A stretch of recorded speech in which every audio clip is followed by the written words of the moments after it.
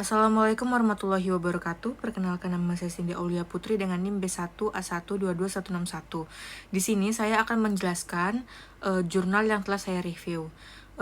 Judul jurnal tersebut adalah Perdagangan Internasional dan Perlindungan Lingkungan Hidup, sebuah trade-off pada sistem WTO yang memerlukan penyelesaian. Nah, jurnal tersebut ditulis oleh Siti Muslimah dan Emi Latifah.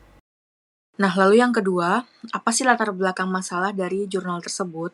Nah, latar belakang masalah yang akan dibahas dalam jurnal tersebut adalah pentingnya isu perdagangan dan lingkungan hidup sejak pembentukan World Trade Organization (WTO) hingga saat ini.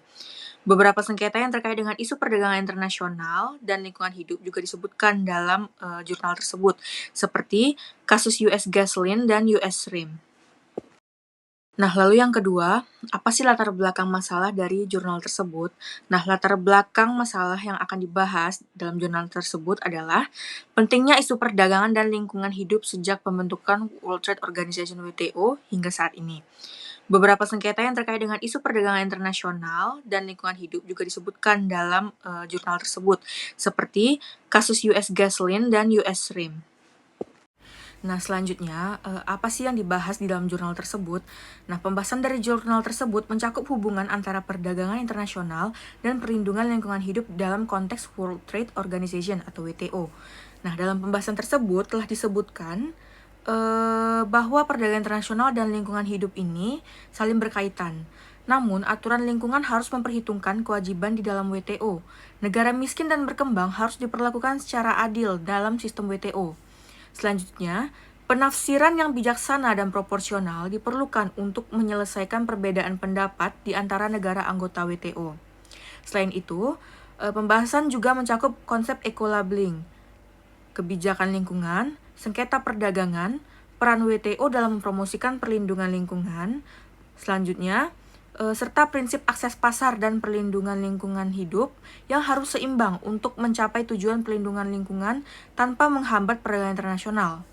Dalam konteks WTO, pentingnya hak anggota WTO untuk melakukan tindakan di luar perdagangan juga dibahas di dalam jurnal tersebut.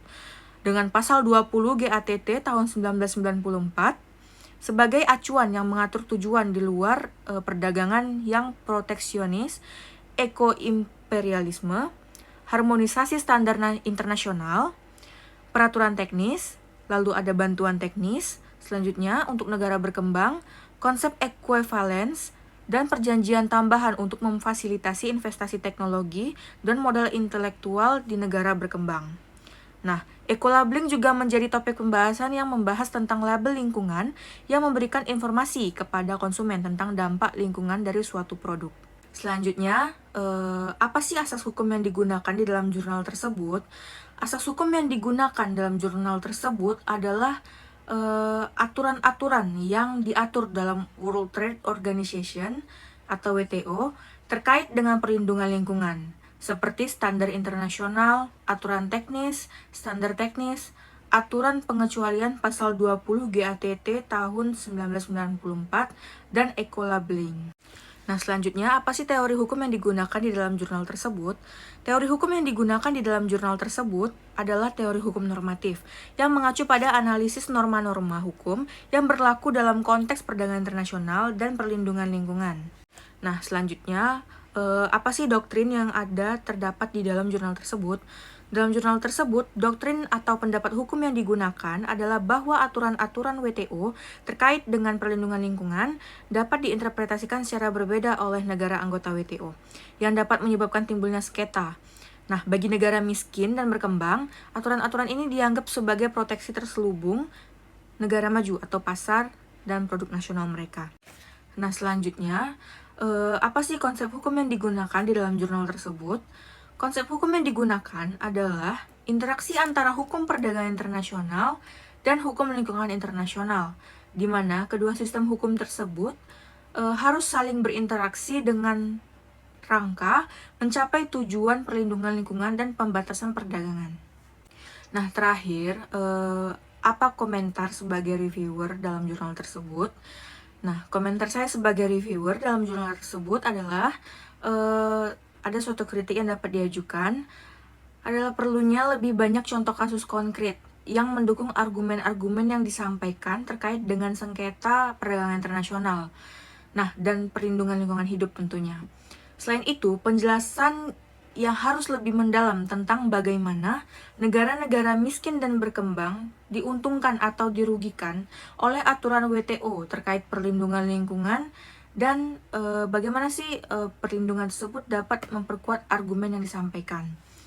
Nah, saran yang dapat diberikan adalah untuk memperluas diskusi tentang peran WTO di dalam mempromosikan perlindungan lingkungan dan bagaimana kerjasama di antara negara dapat ditingkatkan untuk mencapai tujuan perlindungan lingkungan yang seimbang dengan perdagangan internasional. Selain itu, penekanan lebih lanjut pada solusi konkret yang dapat diimplementasikan oleh negara-negara anggota WTO untuk mengatasi perbedaan pendapat terkait perlindungan lingkungan juga dapat menjadi tambahan bermanfaat. Nah, keseluruhannya, jurnal tersebut memberikan kontribusi yang sangat berperan dalam membahas isu perdagangan internasional dan dalam perlindungan lingkungan hidup dalam konteks WTO juga. Namun, dengan peningkatan pada contoh kasus konkret, penjelasan yang lebih mendalam, dan solusi yang lebih spesifik, jurnal ini dapat menjadi lebih kuat dan informatif dalam menyampaikan argumennya. Sekian dari saya, lebih dan kurangnya mohon maaf. Wassalamualaikum warahmatullahi wabarakatuh.